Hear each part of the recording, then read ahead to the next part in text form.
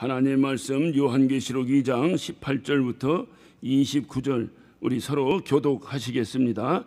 두아디라 교회의 사제에게 편지하기를 그 눈이 불꽃 같고 그 발이 빛난 주석과 같은 하나님의 아들이 가라사대 내가 네 사업과 사랑과 믿음과 섬김과 인내를 아노니 네 나중 행위가 처음보다 많도다. 그러나 내게 책망할 일이 있노라. 자칭 선지자라 하는 여자 이세벨을 내가 용납함이니 그가 내 종을 가르쳐 꿰어 행음하게 하고 우상의 제물을 먹게 하는도다. 또 내가 그에게 회개할 길을 주었으되 그 음행을 회개하고자 아니하는도다.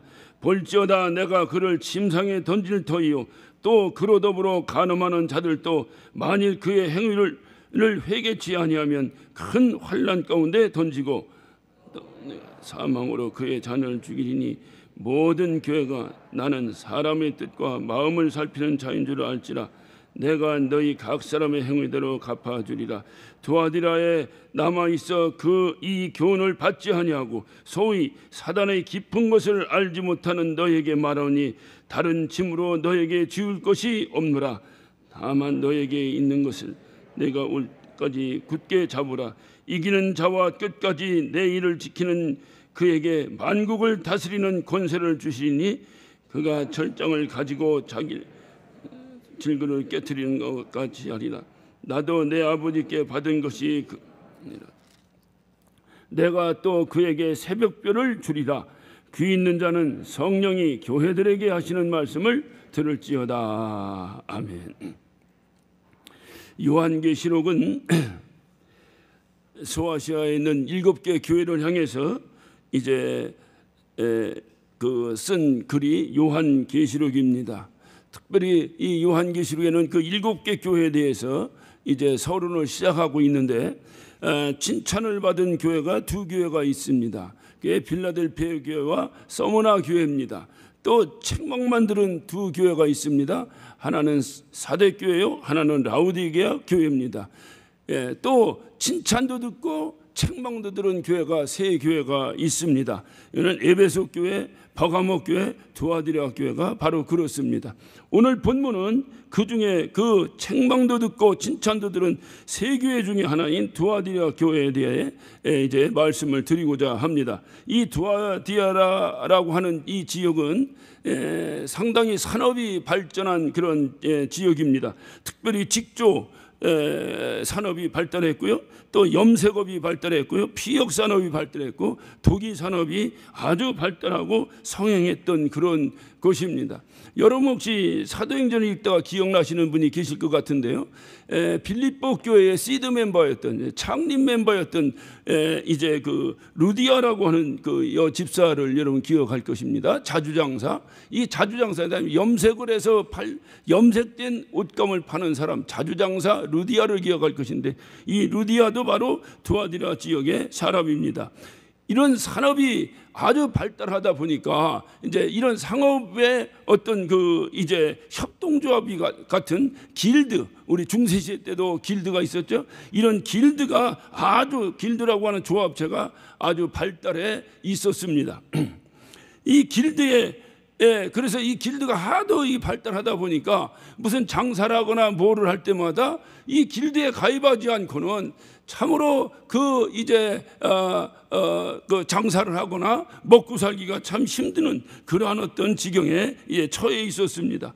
그러니까 사람들이 이 장사를 하려면 상업을 하려면 길드에 가입해야 되는데 이 길드에 가입하려면 한 가지에 참 어려운 일이 있었습니다. 그것은 바로 뭐냐면 이 길드에 가입하면 길드에 가입된 사람들이 다 우상에게 제사를 지내고 이렇게 했다 그 말이에요. 오늘날로 말하면 장사하는 사람들이 고사 지내는 것과 같은 것이죠.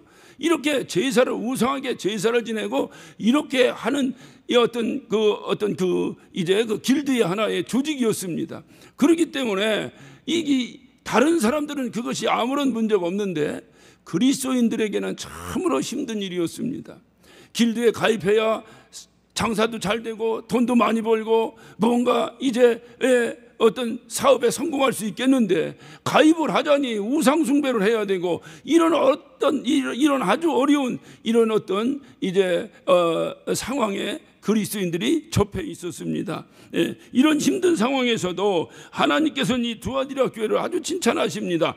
다시 말하면 그런 어려운 가운데서도 두아디라 교인들은 부지런히 돈을 벌었습니다. 열심히 성실하게 돈을 벌었습니다. 길드에 가입하지 않더라도 그들은 열심히 이제 땀 흘려 돈을 벌었습니다. 그리고 그 번 돈을 가지고 열심히 주님을 섬겼습니다. 우리가 19절을 봅니다. 내가 내 사업과 사랑과 믿음과 섬김과 인내를 하노니 내 나중의 행위가 처음보다 많도다.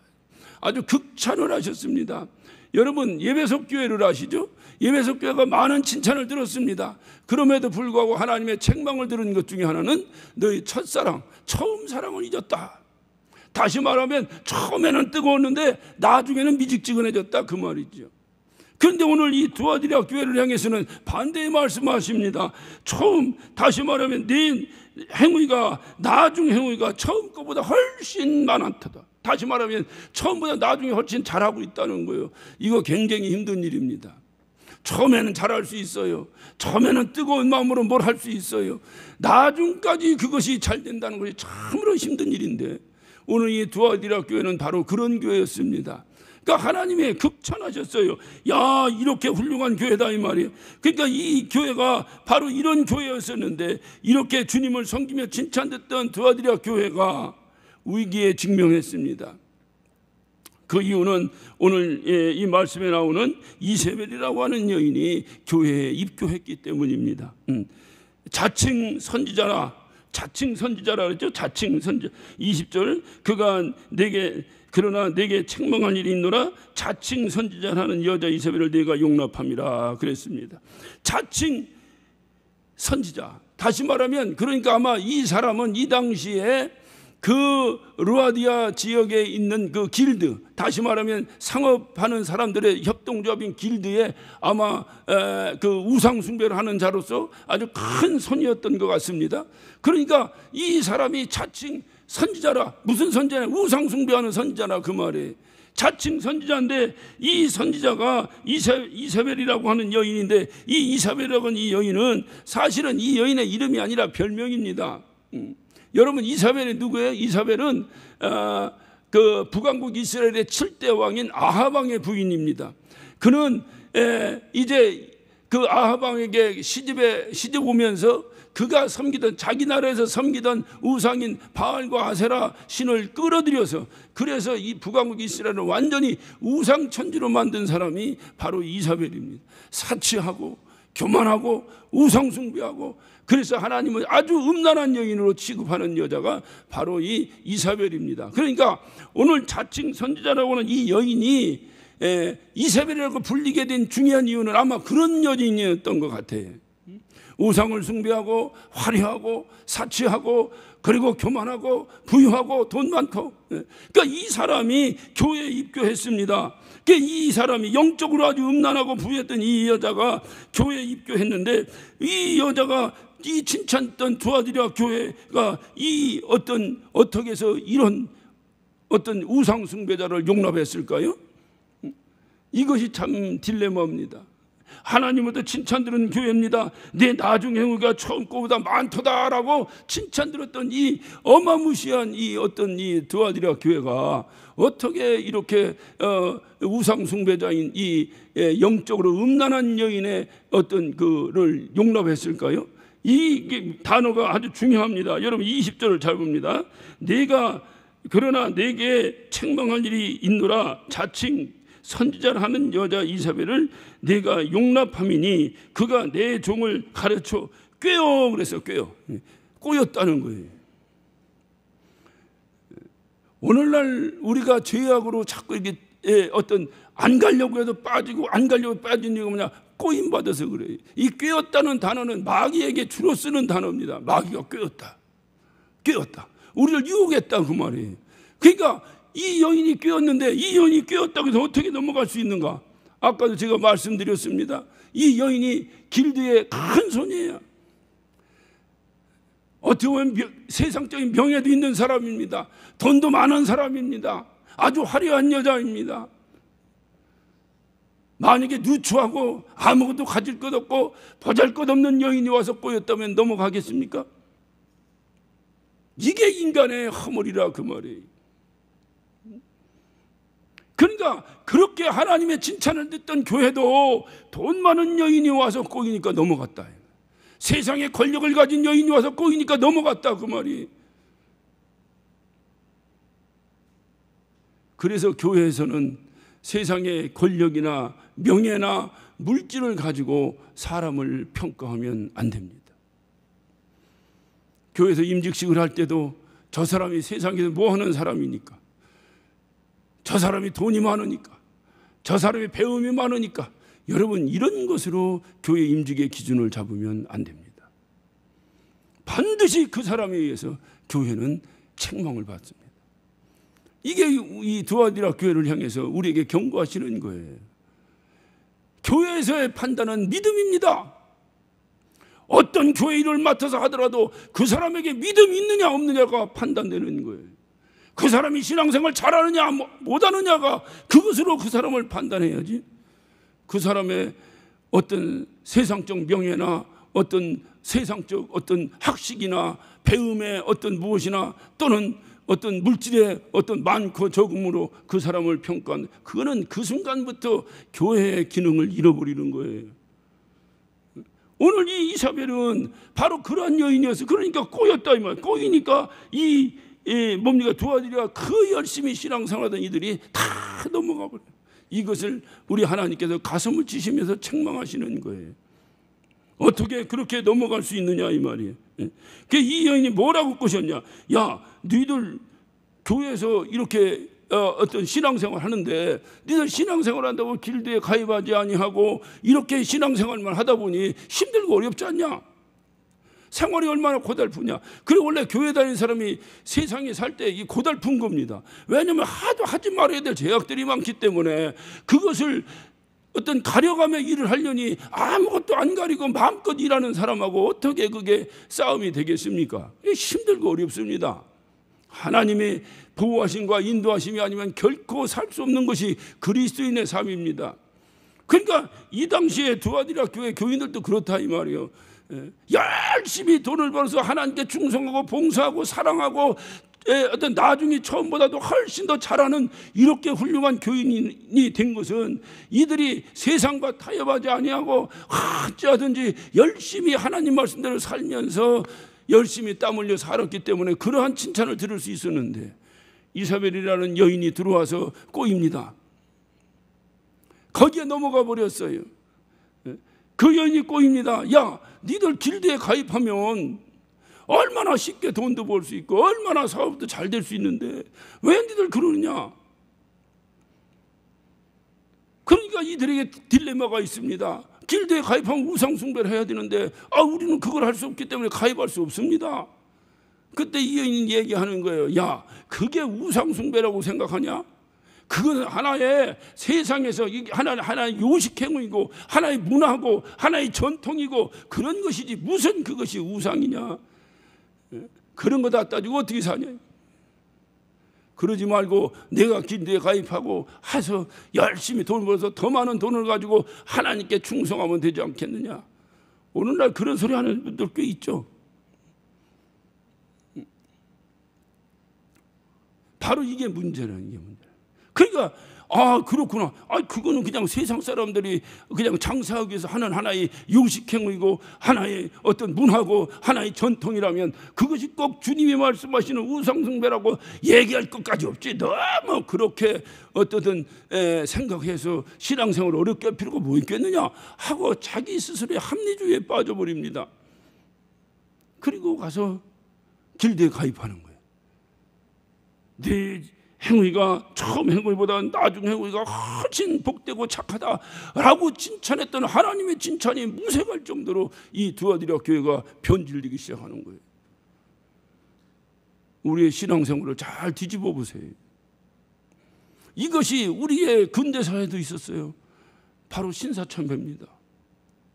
여러분 그 당시 신사참배했던 목사님들이 우상숭배라고 알고 했겠어요? 이거 우상숭배다. 그런데 죽지 않으려고 한다. 이렇게 하고 했겠어요? 아니. 그들도 일본 사람들한테 꼬임을 넘어간 거예요. 야, 이것은 국가에 대한 예의고 이것은 하나의 어떤 이제 어떤 요식 행위에 불과한 것이지, 이것이 무슨 너희들이 믿는 어떤 우상 숭배냐 이 말이에요. 국기에 대한 경계는 왜 하냐? 그러니까 가만히 들으니까 그 꼬임에 설교에 넘어가는 거예요. 그러니까 지금 우상 숭배, 신사 침배 안 한다고 해서 다 죽어버리면 누가 여기다 복음을 전하겠냐? 이렇게 자꾸 합리화되는 거죠. 그러니까 지금 신사 참배하고 우리가 살아야 그래도 복음이 계속 전해질 거 아니냐? 여러분, 복음이 사람에 의해서 전해집니까? 복음은 주님의 피에 의해서 전해지는 것입니다. 순교자의 피에 의해서 전해지는 것입니다. 만약에 그 당시에 신사참배를 모두 안 하고 모두가 죽었으면, 예수 믿는 사람이 모두가 죽었으면 이 땅의 복음은 끝났을까요? 그게 인간적인 생각이라 그 말이에요. 그 당시 이분들이 신사참배할 때도 바로 이런 거예요. 이런 거예요. 야, 그것이 하나님이 절실하는 우상숭배인데 내가 살기 위해서 절이라도 하고 살자. 만약에 이렇게 생각했다면 그건 목사도 아니지. 그게 무슨 그리스도인입니까? 그런데 이들은 그렇게 생각 안 한 거예요. 이후에 그 신사참배에 참여했던 많은 어른들이 회개하고 하나님께 용서를 빌었습니다. 그래 한국교회가 정화가 됐습니다. 아직도 그런 갈등은 계속 있어요. 우리 교회는 신사참배를 안 한 교회고 저 교회는 신사참배를 한 교회고, 여전히 그거 가지고 따지는 또 미련한 교회들이 여전히 있어요. 중요한 것은 바로 그런 것이다 그 말이에요. 그래서 이렇게 그렇게 하면 되지, 뭐 그렇게 니들이 무슨 근본주의적 신앙을 가지고 말이야 그걸 안 하고 해서 니들 힘들고 어렵고 그러니까 헌금도 적게 해서 교회도 힘들고 그럴 필요가 뭐 있냐? 예전에 제가 미국에서 목회할 때 어떤 분이 저를 찾아왔어요. 한국에서부터 알던 분인데 저를 찾아왔어요. 찾아와서 저에게 무슨 다단계 뭐를 소개를 하더라고요. 그러면서 이런 것은 목사님이 하셔야 됩니다. 그래 왜 이걸 목사가 해야 되니까? 교회에서 뭐 선교 헌금 같은 게 활발하게 지원되는 것도 아닌데 목사님이 이런 걸 해가지고 선교를 해야 될 거 아닙니까? 다단계에서 선교는 여러분이 헌금으로 하는 겁니다. 그러니까 이 사람이 뭐를 이렇게 합리화시키려면 계속 그렇게 자꾸, 그래서 그것이 죄가 아니다, 그것은 하나님과 관계없다, 계속 그렇게. 주님은 뭐라고 하면 그것을 주님은 영적인 간음이라는 거예요. 주님도 사랑한다 하면서 세상도 사랑하고 우상숭배도 하고, 우리 주님이 가장 싫어하는 것입니다. 우리 주님이 가장 싫어하는 거예요. 그래서 그런 것들이 교회에 들어와서 이렇게 신실했던 교회, 이렇게 믿음이 좋았던 이 교회를 혼탁시켜버리는 거예요. 이거를 주의하라는 거예요. 이거를 주님이. 누군가 여러분의 신앙을 망치려고 꼬이거든 이것을 주의하라는 거예요. 오늘날도 우리 신앙을 혼탁케 하는 이세벨과 같은 것이 있습니다. 흔히 여러분들이 염려하는 666, 뭐가 666이다, 뭐가 666이다, 얼마나 교회가 혼탁한지 몰라요. 제가 이 666 하니까 제 생각나는 일이 하나 있는데, 제가 91년도에 안수를 받고 그해 여름에 성지순례를 갔습니다. 성지순례를 가는데 부부가 같이 이렇게 가서 여러 목사님들 부부하고 이렇게 같이 가는 거예요. 가는데 그 어른이 뭐라고 얘기하는 거니? 1,000불 이상은 절대로 가져가지 말라는 거예요. 우리 목사니까 순종을 잘하니까 그냥 딱 1,000불만 딱 해가지고 쌈짓돈을 만들어가지고 주머니에 넣고 갔습니다. 이스라엘에 도착했습니다. 도착해가지고 뭐 이것저것 뭐 음료수 사 먹고 뭐도 하고 이렇게 하니까 얼마가 또 일정 부분이 쓰여졌어요. 그런데 그때 우리를 인도했던 TC, 투어 컨덕터라고 하는 이 TC가 캐나다 사람이었는데, 이 캐나다 사람이 어떻게 그거를 이 어레인지를 했는지는 모르겠지만은 대개 이 성지순례를 가면 이스라엘, 이집트, 요르단 이렇게 3개국을 이렇게 도는 것이 기초적인 성지순례고, 나머지 다 디테일하게는 여러 나라를 또 이렇게 어떤 특별 목적에 따라서 순례도 합니다만은, 대개 기본적으로 이 세 나라를 가야 되는데, 이 양반이 그 이튿날인가 그 다음 날인가 이집트는 자기네 계획에 빠져 있다는 거예요. 그러니 여기서 이집트 안 간다면 아무 상관없는데 거기 코앞에까지 가가지고 거기를 안 간다는 거예요. 그러니까 목사님들이 오늘날로 말하면 멘붕에 빠져버렸습니다. 아니 여기까지 와서 거기를 안 가다니 무슨 소리냐. 그러니까 이 양반이 왔다 갔다 다니더니 1인당 300불씩을 더 애드에서 내면, 그러면은 이집트를 자기가 급속히 이렇게 해가지고 어떤 갈 수 있도록 만들어 주겠다는 겁니다. 그러니 이스라엘 일정을 조금 줄이더라도 이집트 가서 이거 피라미드, 그 교과서에서 보던 피라미드 좀 한번 보고 해야 될 거 아니냐. 그래가지고 이 300불씩 다 내라 그러니까 부부니까 600불을 걷어서 냈어요. 그거 안 내고 나만 안 갑니다. 어떻게 해? 나만 안 가고 어디 가시더라고. 쫓아가야지. 그러고 나니까 주머니에 한 200몇 불 남은 거야. 그리고 베들레헴을 갔습니다. 베들레헴을 가서 무슨 공예품 가게를 또 데리고 들어가더라고. 들어갔더니 성경에서만 봤던 감람나무로 만들어진 공예품을 파는데, 성경에서만 보던 난 예수님인 줄 알았던 감람나무로, 거기서 막 십자가를 파는데 하나에 10불씩인가 20불씩인가 파는데 그 돈이 얼마의 가치인지도 모르고 막 신기해가지고, 그 순간에 목사 머릿속에 뭔 생각이 들었겠어요? 목사가 모처럼 참 그 성지순례 나간다고 나가는 그 목사에게 나가서 콜라라도 한 잔씩 사잡수고 다니라고 그저 얼마씩 해서 성도들이 모아준 돈 가지고 나간 거잖아요. 그때가 그립네 진짜. 그러니까 그곳에 딱 가가지고 딱 생각나는 것이 그들의 얼굴이 떠오르는 거예요. 내가 여기까지 왔으니 이들에게 선물이라도 하나씩 사다 줘야 되겠다. 그래가지고 바구니에다 선물을 내 나름대로 이렇게 했습니다. 해서 한 10대 개를 이렇게 제가 이제 준비를 했는데, 우리 집사람이 안 보여요. 보니까 우리 집사람은 자기 나름대로 또 생각난 사람들 거 거둔 거예요.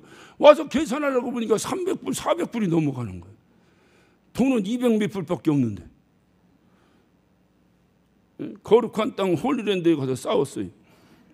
당신 거 내려놔라, 내 거 내려놔라 하다가 할 수 없이 잘 타협해가지고 돈에 맞게 한 200불어치를 한 20개를 샀습니다. 또 한 가지 망조가 있는 것은 뭐냐? 그 여행소에서 신기하게 점심은 각자 먹으라는 거예요. 한국 사람들 있을 수 없어요. 근데 그 외국 사람들은 그렇게 합니다. 왜냐하면 개인적 취향이 있기 때문에 일방적으로 식당에 몰아넣질 않아요. 그러니까 니들이 알아서 점심은 먹으라는 거예요. 우리는 상상도 못했습니다. 그런데 점심을 알아서 먹는 게 우리 돈으로 사서 먹어야 되는데 주머니에 돈이 있어야지. 그때 떠날 때에 저를 아주 사랑했던 은행 지점장 집사님이 계셨어요. 그분이 목사님 필요하실 텐데 카드라도 하나 만들어 드릴까요? 그 당시에 91년도에 카드는 크게 비즈니스를 하는 사람이든지 아니면 어떻든 사회적으로 큰일 하시는 사람들만 들고 다녔어요. 그리고 이제 목사님들은 또 이제 주변에서 이렇게 해서 뭐 여러 필요하니까 이제 카드를 만들어요. 그때는 카드도 구별이 돼서 뭐 골드 카드 무슨 카드에서 구별돼서 아무나 못 들고 다니. 문제는 뭐냐? 저는 그것이 문제가 아니라 그 당시에 그것이 666이라고 했다니까. 그 당시에 10월 28일 주님 오신다고 난리 법석일 때였기 때문에 그때 그들이 주저개님없이 주장했던 게 그게 크레딧 카드가 666이라고. 왜? 우리가 계시록 13장에 보면은 그 666표를 받으면 매매를 할 수 없다 하니까 그거를 문자적으로 그대로 해석을 해가지고 그대로 크레딧 카드로 매매하는 거니까 그게 666이라는 거예요. 여러분, 막 안수받은 목사가 얼마나 뜨겁겠습니까? 맞아, 이런 거 하면 안 돼. 아닙니다. 그런 거, 집사님 그런 거 하지 마. 나 안 한다고. 그리고 캐시로 1000불을 딱 들고 와서 600불 이집트 간다고 내버리고 음료수 못 모르고 음료수 조금 사 먹어서 나갔지. 거기서 뭐 했지? 돈이 있어야 점심을 사 먹지. 열흘 동안 우리 집사라고 점심을 꽁꽁 굶고 다녔잖아요. 그 당시에 가져갔던 목사님들은 아무도 몰라요. 왜 김 목사 왜 식당 안 가? 나 속이 안 좋아서 안 가. 그리고 그 나무에 앉아 우리 집사가 둘이 앉아 있는 거예요. 그렇게 성지순례를 돌아왔어요. 그러다가 돌아오는 기록길에 태국에 들렸습니다. 태국에 들려서 무슨 이렇게 뭐 기념품 파는 데는 이런 데 갔더니 돈 없다고 하는 목사님들이 뭘 사더라고. 이렇게 사더라고. 배신감이 확 들어오는 거야. 그래 보니까 돈은 없어. 그분들이 거짓말한 건 아니야. 그런데 뭐냐, 크레딧 카드로 사더라고. 그냥 화가 바짝 났고 돌아오자마자 그 집사님께 제가 했어요. 집사님, 나 크레딧 카드 좀 만들어줘요. 그랬더니 이 양반이 아니 왜 진작 만들어 드린다니까 왜 그러냐고 그러더니 한 일주일 지나니까 골드 카드. 할렐루야. 골드 카드. 들어는 봤어요? 그 당시에 골드 카드는 아무나 들고 다니는 카드가 아니에요. 호텔이나 비행기 타러 가면 무조건 어떤 스페셜 라인으로 인도하던 카드가 골드 카드입니다. 혹시 90년대 초반에 골드 카드 쓰신 분이 계셨던가요? 그러면 기억하실 것입니다. 리밋이 없어요. 크레딧에 리밋이 없어. 무한정 쓸 수 있는 카드예요. 그 카드를 마스터 카드하고 비자 카드 두 개를 탁 만들어서 일주일에 저에게 가져왔어요. 제가 이마에 붙이고 다녔어요. 봐라, 나 골드 카드 있다. 그때부터 제가 카드를 쓰기 시작해요. 지금도 여러분 오늘날 카드 없이 어떻게 삽니까? 누가 다 캐시 들고 다니는 사람이 어디 있어요? 그 카드가 666입니까? 그러니까 이런 짓을 하면 안 된다 이 말이에요. 이게 주님의 말씀은 진리예요. 변하지 않는 거예요. 교회에 드럼 있으면 되냐고. 드럼 있는 게 이단이라고. 그때 90년 초반에 그래가지고 어느 게 집회 갔더니 피아노 하나 딱 놓고 하는데 아따 힘들대. 오늘날 교회마다 드럼 없는 교회가 어디 있어요? 그러니까 이런 비본질적인 것 가지고 고집 부리면 안 된다니까요. 그래서 그때 아주 낭패를 봤던 기억이 있는데 왜 그런가? 왜 그때 그러니까 그거 가지고 매매하고 매매를 못하게 하고 뭐 하는데 그러다가 매매 물건 사고 파는 거 그러니까 문자적으로 딱 해석해 보니까 이제 앞으로는 크레딧 카드 없으면 매매를 못하는구나. 그러니까 크레딧 카드가 666이라고. 그게 문제라는 거예요. 여러분 일단 여러분 성경을 해석할 때 아주 오늘 중요한 말씀은 저희가 여러분께 드립니다. 성경을 해석할 때 가장 중요한 건 먼저 쓴 사람, 이 글을 쓴 사람의 심정을 이해해야 돼요. 여러분 성경은 누가 썼습니까? 하나님이 썼어요. 여러 사람을 통해서 썼지만 하나님이 썼어요. 그렇기 때문에 우리가 하나님 말씀으로 받아들이는 겁니다. 그 다음에 이게 수신자가 있어요. 수신자. 그럼 바울 서신은 바울에 의해서 수신자가 있어요. 수신자. 그 1차 수신자에게 쓴 그 심정을 이해를 해야 되는 거예요. 이 성경이 오늘날 우리에게 쓴 겁니까? 이 성경이 앞으로 미래에 있을 사람들에게 쓴 겁니까? 아니에요. 특별히 오늘 요한계시록은 2000년 전에 초대교회 이 7개 교회의 교인들을 향해 쓴 글입니다. 그러니까 그들이 먼저 1차 수신자예요. 그러니까 왜 그들에게 이 편지를 썼는가를 이해하고 깨닫고 그것이 오늘날 살아가는 우리에게 어떻게 적용되는가 이렇게 해석을 해야지. 그거를 문자적으로 계속해버리면 여러분 오른손으로 실족하면 손 잘라버리라고 쓰면 여기 오른손 들고 다니는 양반이 어디 있어요? 다 잘라버려야지. 이게 왜 그러냐? 이게 되게 세대주의자들, 대개 세대주의 종말론자들이 겁주느라고. 여러분 종말이 우리에게 겁입니까? 종말이 오는 것이 우리에게 겁입니까? 우리에게 페스티벌입니까? 겁납니까? 만약에 종말이 여러분에게 겁이 난다면 우리는 또 회개해야 합니다. 빨리 정리하고 가야지. 내가 주님과 함께 살고 그렇게 살다가 인간이 허물이라 그렇게 못 살죠. 못 사니까 또 주님께 회개하고 또 살아보려고 노력하다가 못 살면 또 회개하고 이렇게 살다가 주님 부르시면 가야지. 그 얘기잖아요. 여러분 한번 그 요한계시록 13장을 한번 잠깐 봅시다.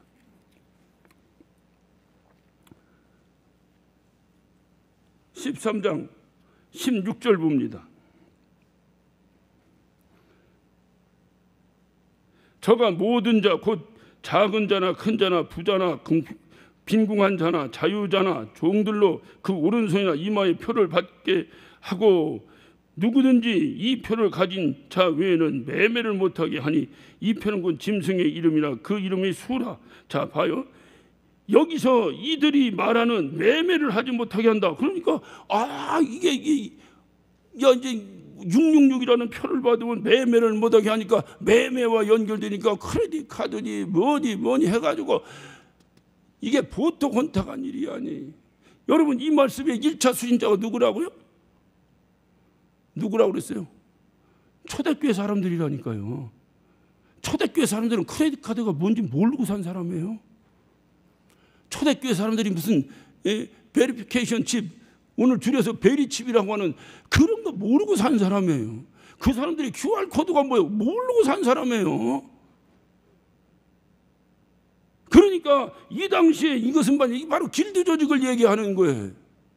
길드 조직에 들어가서 우상하게 절하고 우상 숭배하고 그것이 바로 짐승의 표를 받는다 그 말이. 그렇게 하지 아니하면 네가 매매를 못하게 할 것이다. 그러니 오늘날로 적용하면 어떻게 해야 되겠어요?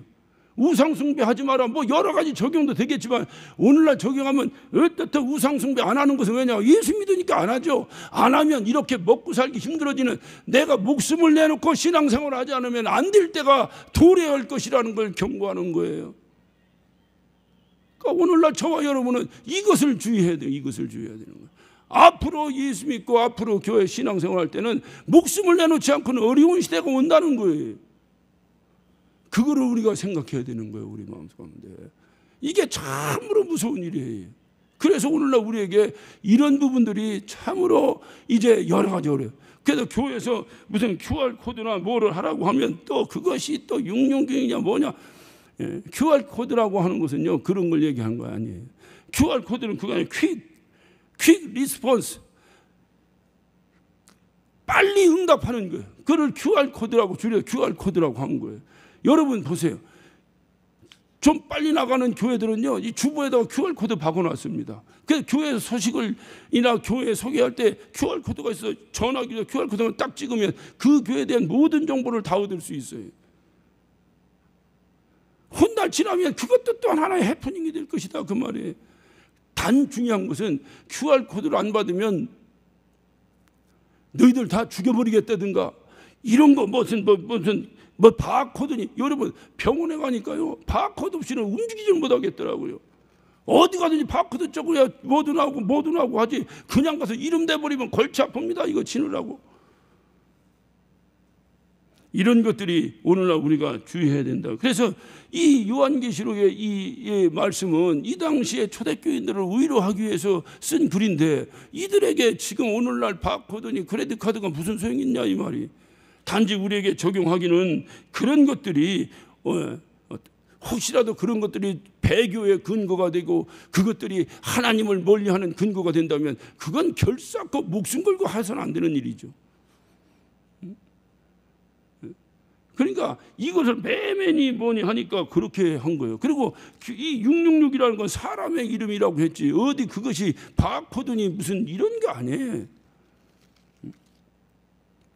그래서 중요한 것은 더 그 말씀에 우리가 은혜가 되는 것은 그 요한계시록 13장 8절을 한번 봅니다.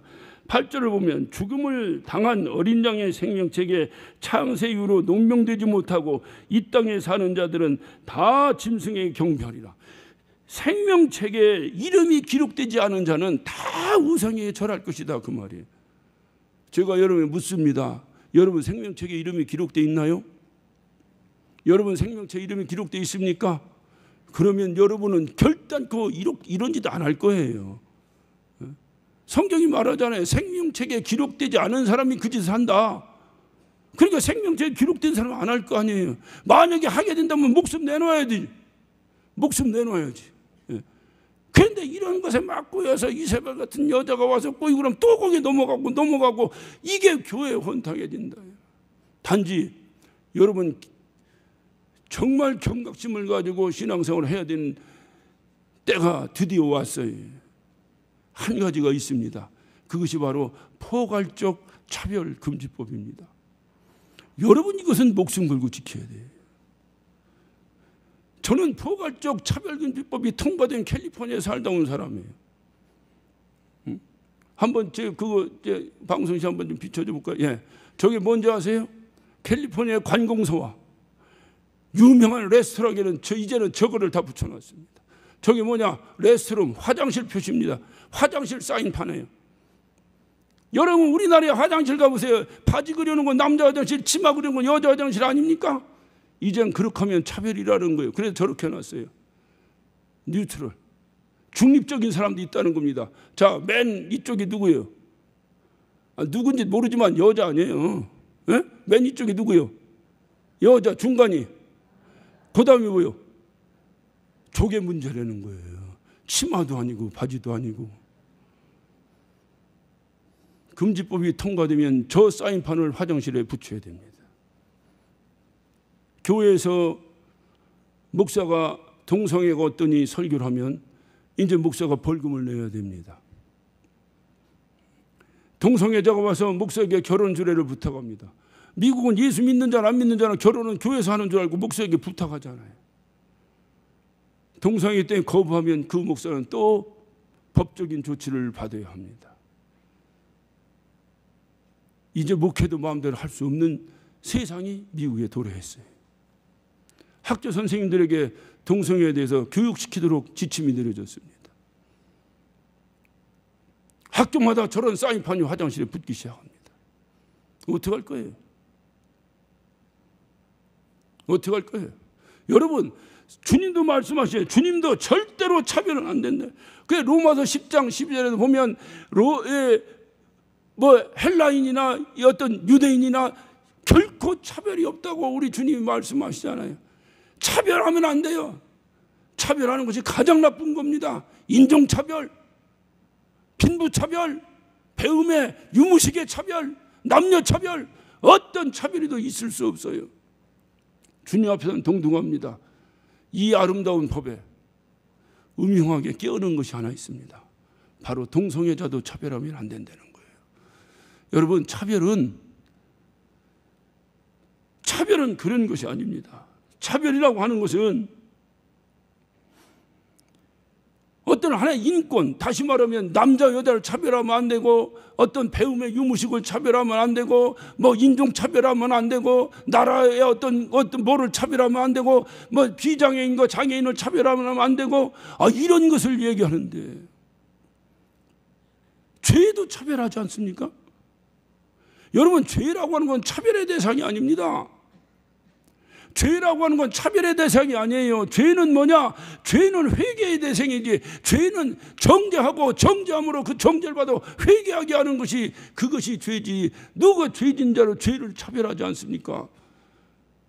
성경은 동성애는 죄라고 어디에 해당되느냐? 사형에 해당되는 죄라고. 그의 마음에 하나님 두기를 싫어하니 하나님이 그대로 내버려 두니 그들이 그렇게 했다는 거예요. 자, 로마서 한번 봅시다. 로마서 1장을 봅니다.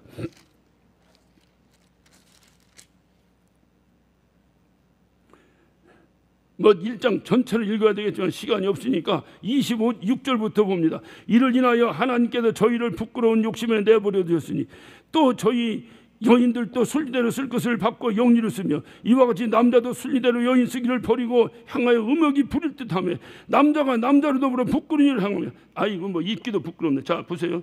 그래서 32절 봅니다. 저희가 이같이 일을 행하는 자를 사형에 해당한다고 하나님이 정하셨음에도 그랬어요. 우리는 하나님 법을 순종하고 따르는 자들입니다. 하나님이 죄래요. 하나님이 죄라는데 어찌할 거예요? 차별하면 안 되니까 받아들일 겁니까? 이런 부분들을 목숨 걸고 지켜야 하는 거예요. 이런 것들을 사람을 미워하면 되느냐 어쩌냐 여러 가지로 이유할 수 있어요. 그러나 아닙니다. 그 사람은 밉지 않지만 그 죄를 짓는 그 사람은 미운 거예요. 죄인이에요. 죄인과 죄인이 아닌 자를 차별하지 않습니까? 차별해야 돼요. 그래야 그가 회개하고 구원받을 수 있는 기회라도 있을 거 아닙니까? 이 좋은 법에 왜 그것을 은근히 끼워 넣어가지고, 이게 바로 영적으로 혼탁해서 그래요. 사람들의 마음 가운데 하나님 두기를 싫어하니 끊임없이 하나님이 내버려 두니 이렇게 이런 현상들이 이제 법으로 제정하려고까지 덤벼들어요. 믿음이 있는 교회에서는 이것을 그냥 넘어가서는 결코 되지 않는 일입니다. 여러분, 앞으로 이것이 통과되면 심각한 문제가 여러분에게 대두될 것입니다. 저는 눈으로 보고 온 사람입니다. 그래서 미국에서는 목사들이 설교보험을 듭니다. 저도 설교보험을 들고 설교했어요. 왜? 내가 설교하다가 그런 거 걸려버리면 법적 문제가 생기는데 변호사를 사야 되는데 목사가 뭔 돈 있으니까 보험 들어야 돼. 여러분, 제가 보험 들고 설교할까요? 그런 시대가 온다니까요. 이사벨에게 하나님께서 회개의 기회를 주셨습니다. 근데 그는 회개하지 않습니다. 회개를 거절했습니다. 21절입니다. 또 내가 그에게 회개할 기회를 주었으되 그 음행을 회개하지 아니했다. 회개하지 않아. 왜 회개하지 않을까요? 너무 세상적으로 물들어 버리면 마비돼 버린다니까요. 마비돼 버려. 여러분, 스프링 있죠? 스프링의 특징이 뭡니까? 이렇게 늘려도 탁 제자리로 가. 늘려도 제자리로 가는 게 스프링이에요.